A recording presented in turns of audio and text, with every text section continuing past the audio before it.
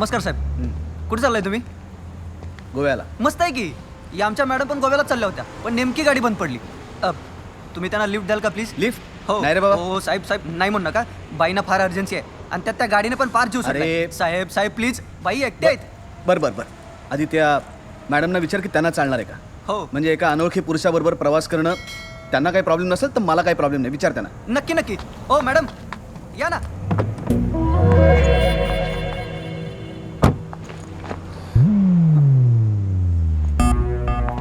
मला प्रॉब्लेम आहे. मी ह्या बाईला लिफ्ट देणार नाही.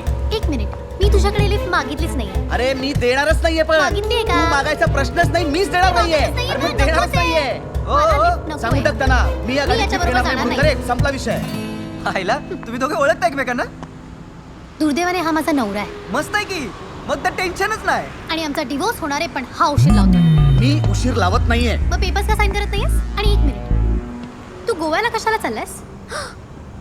तू माझा पाठलाग करतोय? हॅलो, तुझा पाठलाग करण्यात पण वेळ पण नाहीये माझ्याकडे. मला माहित पण नव्हतं तू गोव्याला चाललीस. तू मला सांगितलंस तू गोव्याला चाललीस म्हणून. तुला दुसरी गाडी नाही सापडली का रे? हो ट्रॅव्हल ऑफिस आहे का हे? मग? चॉईस प्रमाणे गाड्या मिळायला. सांग जरा. हायवे हा. हा. इथं लोक तासन तास उभे राहतात तरी लिफ्ट मिळत नाही. मग काय? तुमचं नशीब चांगलं आहे यांनी गाडी हा. थांबवली आहे. आता माणूस ओळखीचा आहे, डेस्टिनेशन पण सेम आहे.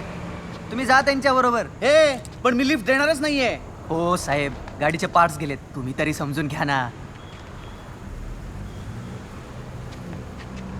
थँक्स म्हणायला सांग तिला आत्ता. हो मी मॅडम, नाही म्हणणार. गोव्याला पोहोचल्यावर म्हणतील ना. जे काय असेल ते आत्ता इथे. हो मॅडम, मी सामान काढ.